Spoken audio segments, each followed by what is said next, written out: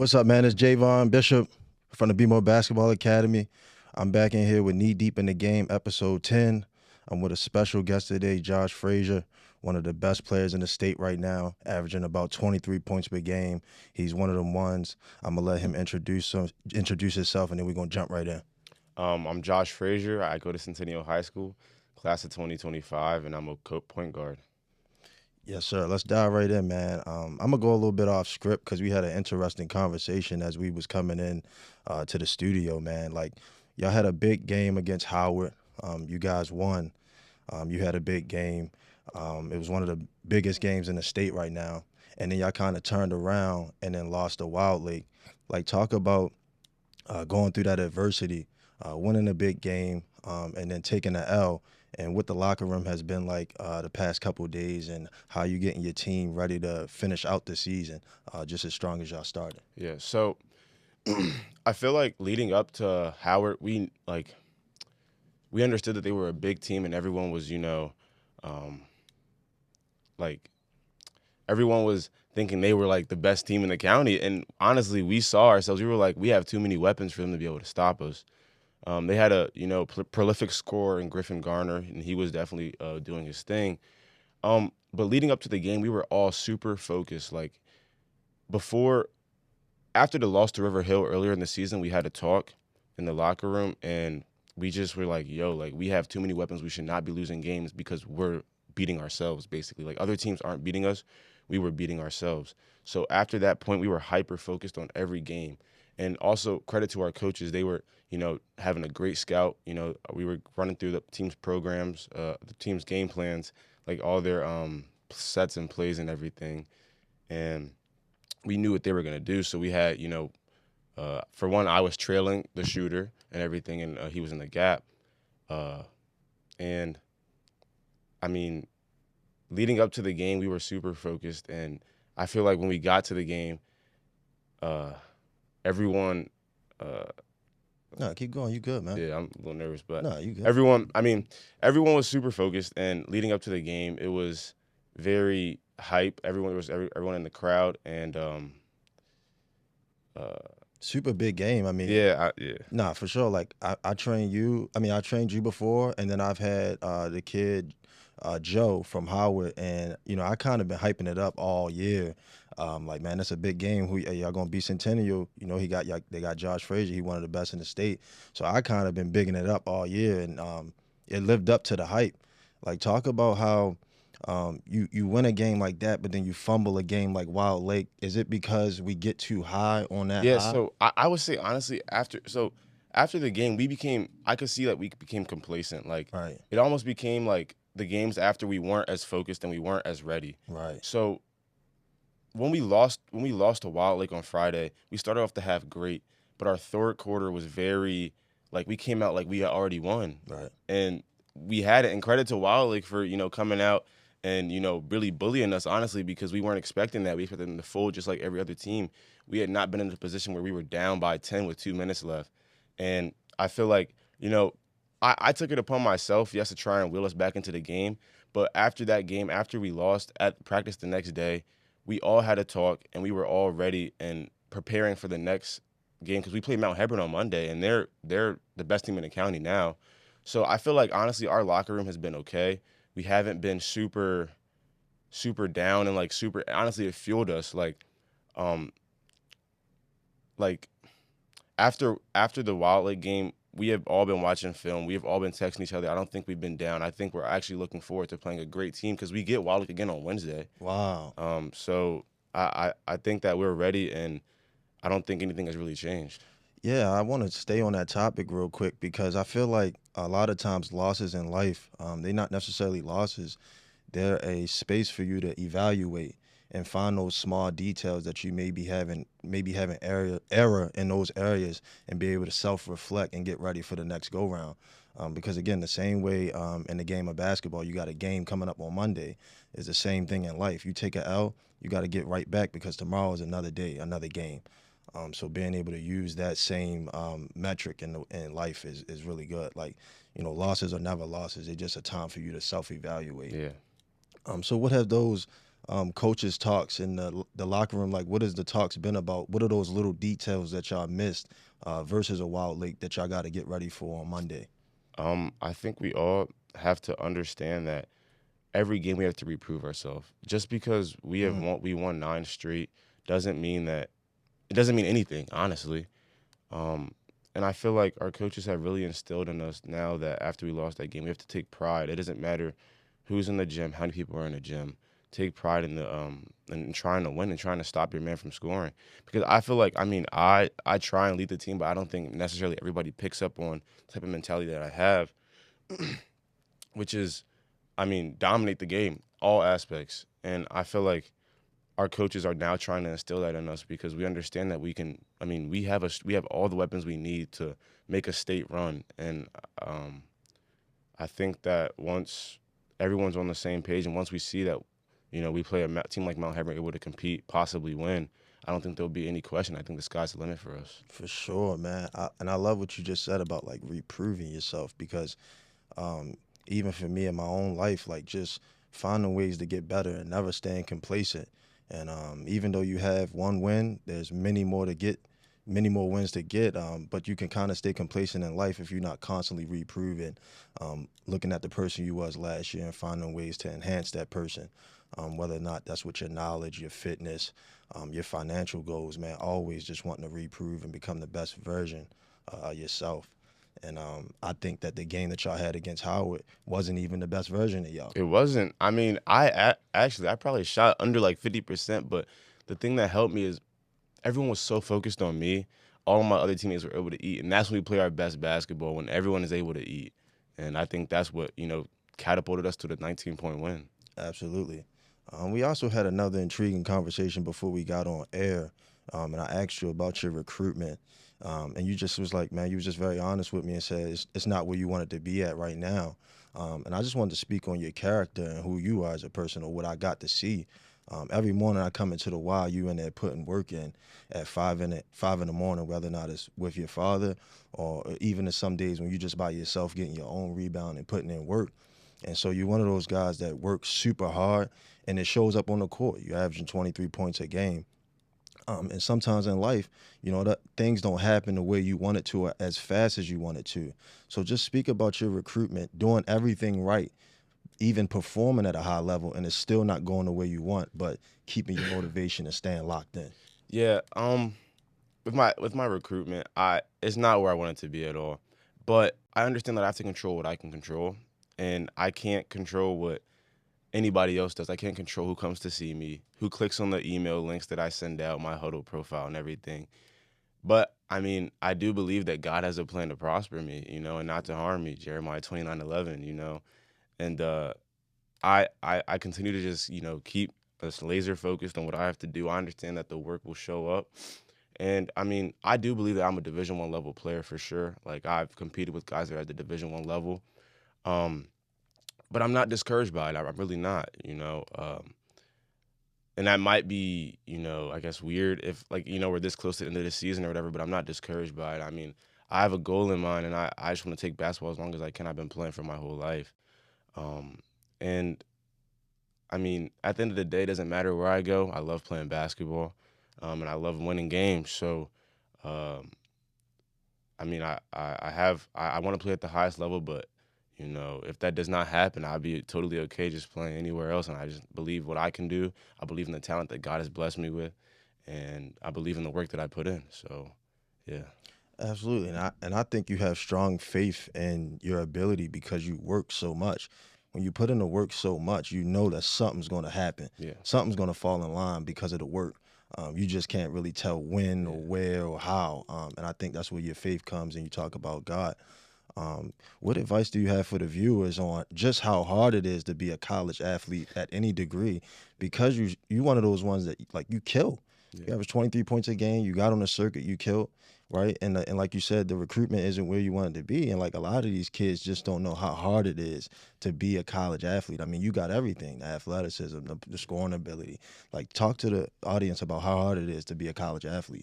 It's extremely hard. Like, first off, the biggest thing for me is the mental piece. Like, going home after killing and not, having what you want, like, you kill, you're like, dang, they still ain't answer my email. So for me, it doesn't even start with the physical piece. Like the workout, like that's cool. But for me, it's the mental and being able to stay locked in and focused and, just also leaning on my parents at times, Man, like leaning on my family. Cause I mean, I get down, y'all may see the 23, 30 points and whatever, but I still get down.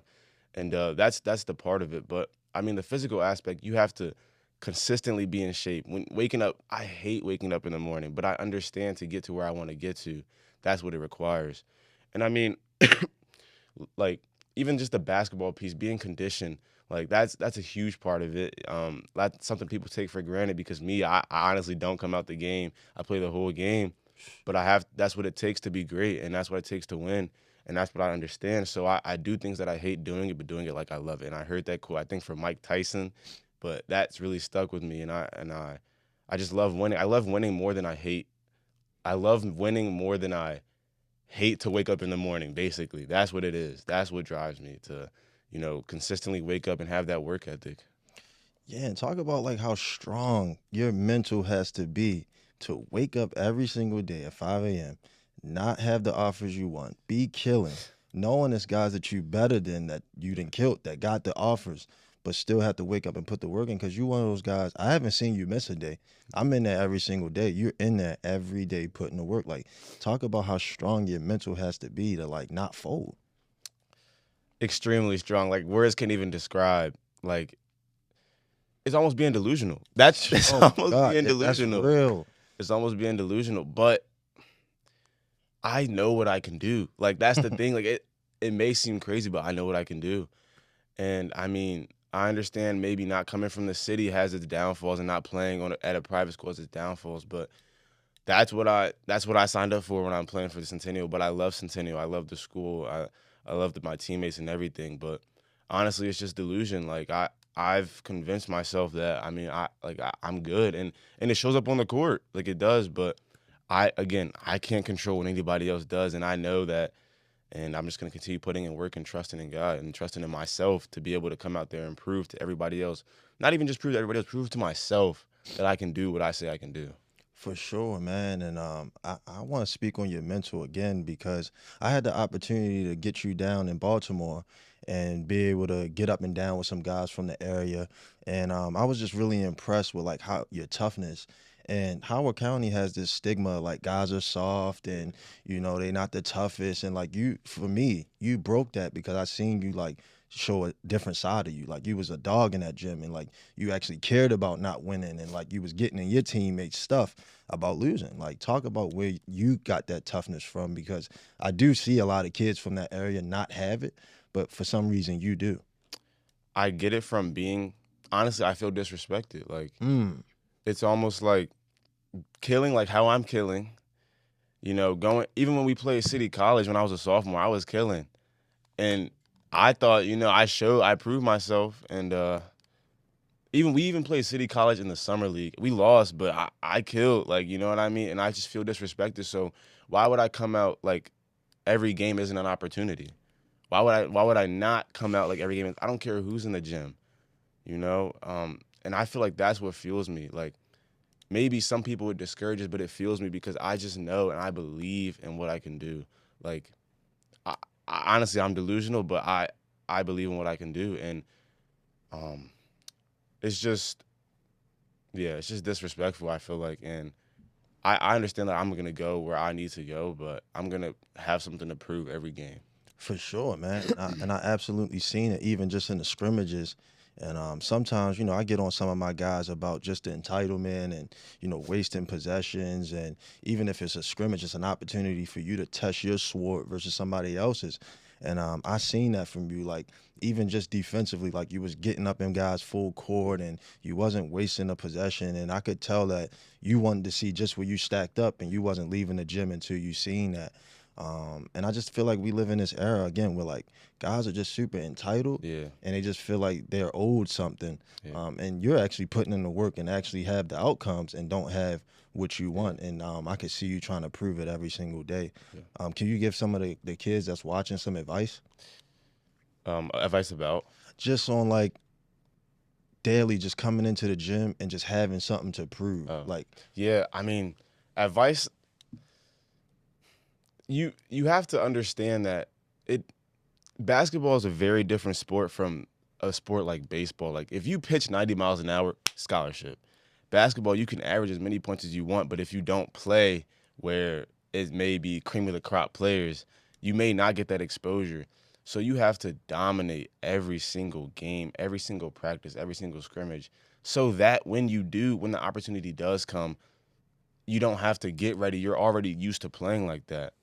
Um, and that's my advice. I mean, everything you do, you have to work at it like someone's always watching you. mm, That's the thing. Because when someone is watching you, you're gonna want to wish you had worked as hard as you knew you could have or knew you should have. man, that's real, man. Like preparing yourself for the moment, and like you said, being delusional, almost having to see down the line, putting in the work every day, but not for today. This is for down the line when I actually do get my opportunity, man. And I try to use that same format for my own life, like, reading and making sure I'm working out and eating the right things and just preparing myself to one day be on that big camera. I'm just growing my vocabulary and just doing different things, not for the day, but for who I see myself down the line. Um, let's talk about, like, because I know you had multiple people reaching out trying to get you away from Centennial Yeah. and bring them over to their school. What led to the decision to stay at Centennial? Well, my sophomore year, I was supposed to transfer to St. Maria Goretti. Mm. That school had closed down the year I was gonna go. Like a few months after the basketball season, it closed down. But honestly, what led me to not go is I just didn't feel comfortable going. Mm. Like it was so far away from family, and family's such an important thing for me. Mm. And honestly, I'm almost betting on myself. Like I just felt like if I could show and if I could dominate in the county, then that's like I'm betting on myself basically. If I dominate in the county, I have faith that I'll be able to prove that what I need to prove, that I can be a winner, that I can lead, and that I can score at will, I can assist, I can impact the game in every single way. But honestly, I had prayed about it, and I didn't feel comfortable going. Like that's as much as I can describe it. Like I just didn't feel comfortable. And then I had a great junior season, and then the junior season I didn't really talk to as many people about private school. I wasn't really entertaining it just because, like, honestly, I just felt like I had something to finish at Centennial. We fell short to Long Beach in the playoffs. Can I interject real Yeah. quick? I gotta play devil's advocate. Now, do you feel like it's just in a sense of you that, like, should have got out of your comfort zone? Go to that space where you're going against better players. They pushing you to a person that you've never seen before. Like sometimes we need to get in those uncomfortable spaces to do that, versus staying somewhere where you're more comfortable and kind of, you going into Centennial knowing you the guy. Yeah. Versus if you go to this space, you kind of in the unknown, but sometimes in the unknown we find our better self. What do you think about that? I understand what you're saying, but also, like, I was just so close. Like, and I understand, like, you do have to get out of your comfort zone. I can definitely see that. But I was just so close with my friends that I just felt like I was like, guys, like, I mean, I had grown up with them, but I just felt like I had something to prove. Like, I felt like I wanted to see how far I could go. I could prove to people that I can win. I can lead a team. And that was my biggest motivation. It wasn't that, like, I just was trying to stay comfortable. I just felt like I needed to be able to show that I could lead a team. I could be a winner, And I feel like when we fell short to City College my sophomore year, I felt like I could have done more. Fell short to Long Beach my junior year, felt like we could have done more. And now this year, I don't want to fall short to anybody, and I want to prove to everybody that I can win. For sure. For sure. Okay, so I didn't even know that for the past couple of years you fell short. So you was going into this season with like a motive. Yeah. Like Yeah. you got to win a state championship. Yeah. So did y'all win the? We were on the regional my sophomore year. Okay. We played City. But Yeah. y'all haven't quite won a state. No. So talk about like what the off season was like. Like what did you go into the off season like saying that I got to change? Because what did they do to stop you? Like how didn't y'all win the states these past couple of years? I had to work on my jump shot. That was the biggest thing. I've always been physically gifted since I was a little kid. I could always jump super high. I was always super fast. But I had to work on my jump shot and my skills because now teams are playing off. I had to develop a pull-up jump shot. My junior year, I didn't quite have it. I had an okay jump shot. And now people were sagging off this year, but now I've proved that in the offseason I put in thousands and thousands of reps. Going up to the gym every day, maybe even grabbing a partner, having them rebound for me. We're putting up 500 shots, you know what I mean? And this year, now that's not one of my weaknesses. I really don't have many weaknesses. If anything, all I have to do is get better at the IQ piece and understanding when to take breaks on offense, let someone else set a screen for them instead of using 100% cutting, running, trying to dribble, dribble, dribble. I was just understanding the IQ piece and just watching film now. That's what I'm trying to improve on this year. Yeah, man, and you are in a unique space because a lot of guys they get caught up in being so physically gifted that they don't have the awareness to add the skill to their game, Yeah, and that's what keeps them from getting to the next level. yeah, So for you to have the awareness to add that to your game is really good, man. That shows that like you understand like yeah, where you need to get, and you living here, you're aware of where we at. Like I said, like it's a lot of guys that's like super athletic but they just unskilled, and yeah. so that keeps them from being recruited. So, talk about the role that your dad plays in all of this, man, because he's somebody that I see show up with you every day at the gym. You guys are always having many conversations on the side. He's giving you pointers, but one thing I never seen him do is like yell or scream or like degrade you. Like I haven't seen it. Like it's usually like, No, yeah, yeah, yeah. So that's actually super funny you noticed that. My dad was never good at basketball. Never good at basketball. Never good at basketball, no. But hmm, he understands how much I love the game, so he took his time to go and study and see what other people are doing. So, wow, that's different, man. yeah, so I mean, he honestly lets me lead the training sessions because I understand what I need to get better at. He's always been an advocate for the pull-up jump shot. He obviously sees, Michael Jordan back in the day using his pull-up jump shot. But he's not a big yeller. He understood that I struggle with mental anxiety and just mental issues with basketball. Like I wasn't the most confident person. So he's not gonna come out and yell and degrade me and all that stuff. No, like he's very calm. Like he wants me to be great, but he's not gonna force me to do something I don't want to do. Mm. Um, he's very he's I love my dad. Like he's very inspirational. Like if he wasn't there, there's times where I'd be crying after games, being down, but and super discouraged. But he's the person that's encouraging me. And every game, I look up into the audience, see if I can find where he's sitting at because sometimes I'm struggling. But I'll look at him and he's kind of like my comfort because he's seen me put in the work. Maybe he'll do like this to mean change speeds or something, or like do like Mm. this, like pull up, remember your pull up jump shot and all that stuff. But I mean, yeah, when I go to the gym with him, I just feel like it's almost like home again. Like it's peace. Like he's not forcing me to do anything. Like he's gonna push me, but he's not forcing me to be there at all. He loves working with me. You know what I mean? And I'm very appreciative and grateful for that because not everybody has someone that is willing to wake up at 5 a.m. in the morning with them and be there. I mean, he's trying to start his own business as well, so he's really sacrificing his time. And I mean, just every game, that's almost like another piece of motivation. Like, why would I go out knowing my dad has been sacrificing so much Mm. time for me? Why would I go out into this game and, halfway do things and go 50% and take plays off and this and that? No, like, I understand that people have put so much time into me. I have to go out and get something from this. And that's what I plan on doing. That's why I play so hard. I mean, people have just poured so much into me, and especially my dad, sacrificing all that time. Yeah.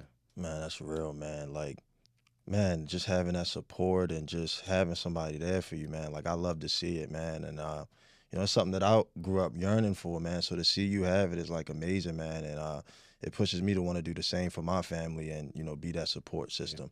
Um, and just talk about where the mental anxiety came from, if it's something that Yeah. you could talk about Yeah, on yeah, air. I that that Like is yeah, that's one thing it's that a big piece. Like, that's one thing I came in here wanting to talk about actually. Like my parents were always very they were raised as Christians as well, but we were a super don't do this and don't do that household because they knew going out into the world. Like I actually grew up going to Boys Latin, and Boys Latin is a predominantly white school, so you can't be in there, tripping and everything. But no, like, I would go there. My parents, I would get tons of spankings, mm, tons of spankings. But I mean, that's where it came from, honestly. I think that's where it came from because I was super afraid to make mistakes. I care so much about what everybody else thought because at home, that's what I was trained to do. mm, And I'm thankful for it, at times, but on the court, I have to, you can't really have a conscience on the court, or else you won't be as good as you can be. But yeah, that's where it came from. And I believe, what switched it for me was not, I knew that my confidence wasn't just be like a flip a switch on the court. it was gonna have to be something that I worked on outside of the court. So, maybe something as simple as raising your hand in class and answering a question, not even being 100% sure of the answer, but being okay with having the wrong answer, maybe, and just taking opportunities to meet new people and doing different things that have a chance of rejection and a chance at being wrong, but being okay with being wrong and having rejection. And that is what has helped me on the court, ever since I entered high school. And ever since I entered high school, I feel like I've, kind of been free from anxiety and like all that stuff just because of, one, God, like there's a verse in the Bible that says God has not given us a spirit of fear, but of power, love, and a sound mind. So if I'm feeling fearful on the court, that doesn't come from God. So that's not something I should fear, you know what I mean? And another thing, if I'm doing everything as unto God, why would I be fearful? I'm not looking for anybody else's approval out there on the court. And that's what I really feel has taken the anxiety off me. And I'm not the most confident person, but I'm courageous. So I feel the fear in the game of taking a shot, but I do it anyways because I understand that's what I have to do. And I'm courageous enough to do that. And I'm okay to live with failure. I've built up my confidence outside the court. So on the court, it's nothing new. For sure, man. I appreciate you just being vulnerable Yeah. on this space, and I think it's like a judgment thing where people think because you're from Howard County that you don't go through nothing, or like Yeah. it's not as equal as people who come from poverty, and it's just not true. Like Yeah. you have things that you're going through just as well as anybody else, and I'm glad we was able to dive into that and kind of get into some of that because. That's what people think. Like because he lives in this big house and he got both parents, and his parents drive this car that he goes through nothing. Yeah. And you have so much that you are going Yeah. through, and I'm pretty sure like people at your school. I mean, you the best player in the school. You average 23 points a game. Yeah. They probably think like, man, Josh he good, man. But Nah, this is quite the opposite. Like I have goals of my own, man. Like I want to go to a Division I school. I want to have that scholarship. I don't have it yet. So when I get home from games and I'm, killing and not having that, that weighs on me a ton. I don't always feel like going to working out, but I'm disciplined enough. And my dad also pushes me. He understands. There's schools that I don't even want to reach out to. He's like, nah, reach out to that school. You're good enough to go there. I was like, okay, you know what I mean? But like, yeah, like that, yeah, like I go through things as well. Like it's not just, being from Howard County is sweet. Nah, like I have goals of my own that I haven't yet achieved. And, sometimes I'm discouraged about it, but I'm disciplined enough to stay in the gym and keep believing in myself. absolutely, man.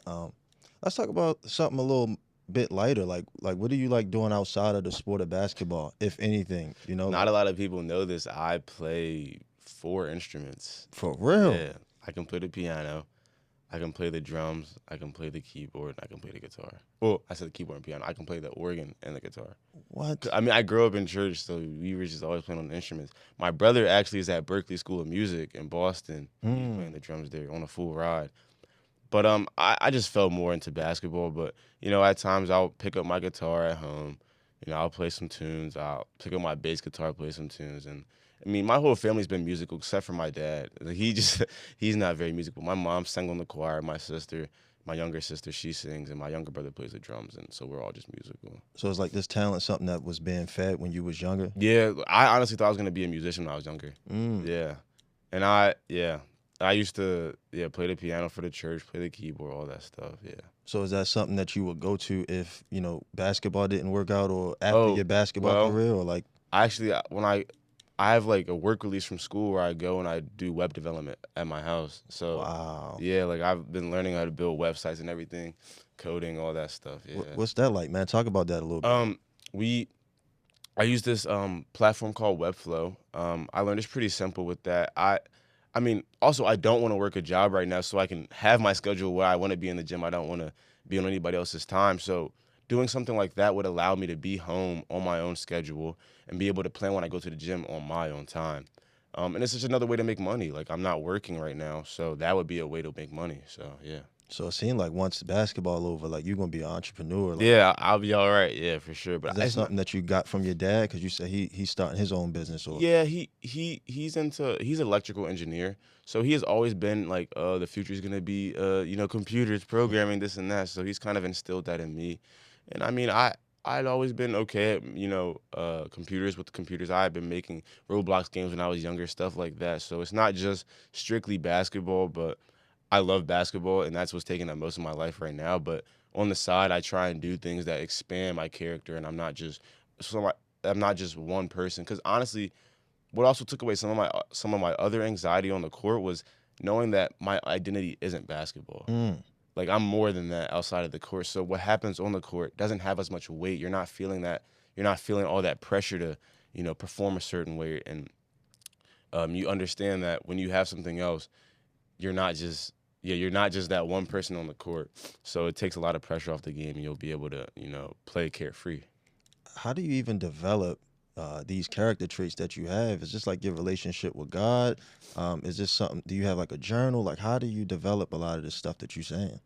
Oh, that's a good Because it seems question. it's deep. Yeah, I feel like it's really I have to give credit to my parents and God as well, but credit to my parents just because like they raised us really, really well. Like, Mm. I mean, I couldn't even tell you I still get angry with my parents, maybe I have chores at home that I don't do, but they understand that if you're not gonna do your chores at home, you're not gonna do it when you're older. And like as hard as it is to hear because you want to go out and be with your friends before you do your chores, but they understand that you do your work first and then you play. And they've just instilled the discipline in me, instilled, just gratitude, simple character traits that not everybody has, but I mean, I have and I'm grateful for it.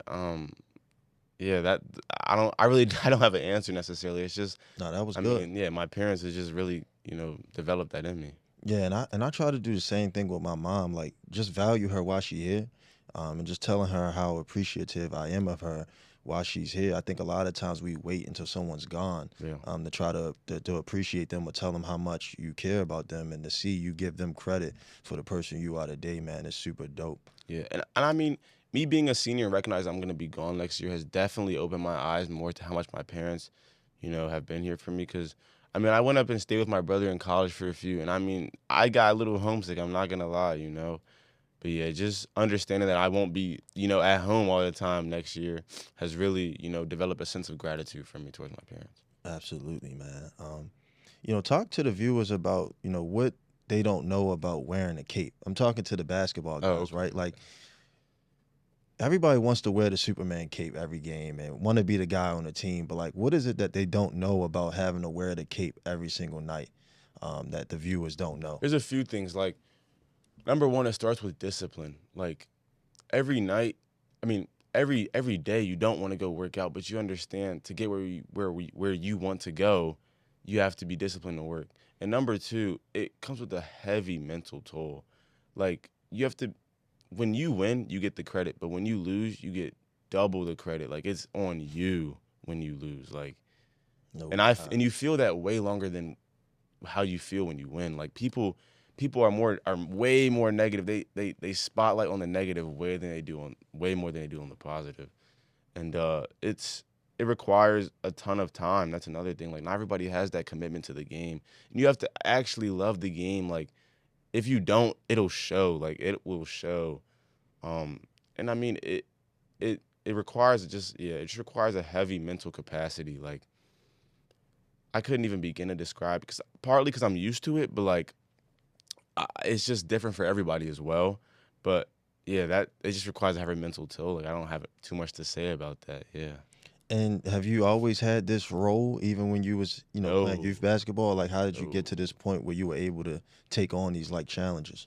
Well, I could say the reason I didn't have this role when I was younger was partly because of my, anxiety when I was on the court. Like I'd always been good, but I never believed I was good. Mm. And that's where that like, What to take a unlocked that for backseat. you?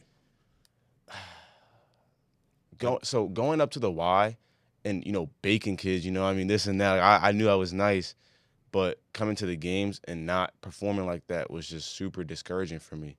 But one thing that unlocked it for me was honestly just wanting to be better and just having a goal in mind, having a dream. Um, and it almost forces you to figure out a way. Like where there's a will, there is a way. Like, um, and I do credit my parents for that as well. I credit God for that as well, just because I definitely would not have unlocked this without them. Like people to lean on, like when you mess up in a game, just knowing that you're still loved, by your parents and like taking all the pressure off of you. Um, and I mean also just your work ethic, like just because just because you mm, just because you're at a school where you think that maybe you're one of the better players doesn't necessarily mean the role is going to be given to you. You have to go and still take it. And I believe that I took it, and I feel like I have players around me that can be lethal weapons, and I feel like I'm okay with that role. Yeah, cause that's something that I see a lot too. Like, you'll see guys who like in open gym settings, like they're really really good, but then they can't quite translate it into the game. So I'm trying to figure out like when did it click for you, like where you started realizing like, okay, I can do this in the Y, but then I can implement it in the game as well. It would have to be my junior year. My sophomore year, I had some players above me that they may have been better than me. But my junior year, I realized like once players like Ty Beckwinter left and players like Tyler Longwell left on our team, they were leaders. My sophomore year, they were seniors. I understood I would have to step up, and I mean just having the courage to be able to do it was the biggest thing. Like it wasn't like there was some sort of skill issue. It was really all mental. Like I just had a huge mental blocking where I was super afraid of messing up, super afraid of what people thought. But I mean, once I conquered that, the sky was the limit for me. Like I was dominating even when I was a junior. Were you relying on them for like counsel? Like, did you go up to them and ask them different questions on what it Yeah, took to be a leader? for sure. Yeah, especially Ty. He was a point guard ahead of me. And I mean, I had grown up with him since I was in elementary school. He comes up to the Y and everything. So it wasn't like he was, this high and mighty leader, but he was almost like a friend, but he still was the leader of the team.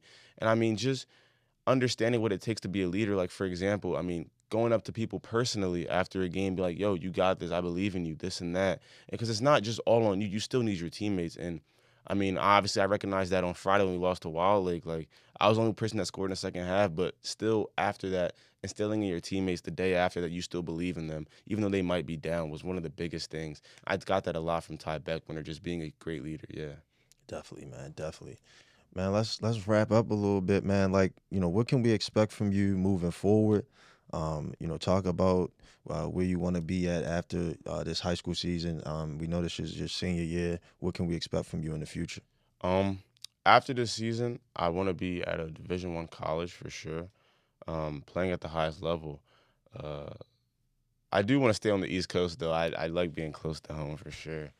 Um, uh, I mean, I don't have too much to say. Like I just want to play at the highest level and play where I believe that I'm loved. You know what I mean? I can work out when I want to. Um, Are you trying to win that Player of the Year award? Yeah, for sure. But what's funny about that as I try not to think about it, just because like it'll have an added pressure when you are messing up in the game. It would just have an added pressure I don't need. I just am playing to win because when you play to win, all the accolades will, reveal themselves to you. All the stats will reveal themselves to you. When you're playing to win, you're gonna make that play. You're not gonna take any plays off. You're gonna drive the lane because you understand that you want to win, and when you want to win, you'll just be aggressive off the court too. I mean, it doesn't just start on the court. It's in the classroom, all that stuff. Um, so yeah, that's yeah, Appreciate you getting on here, man. yeah. That's Josh Frazier from Centennial High School. That's Knee Deep in the Game, episode 10. If you're looking for elite basketball training, tap into Be More Basketball Academy on Instagram. We just got that blue check. We verified. We the best in the state. Check us out.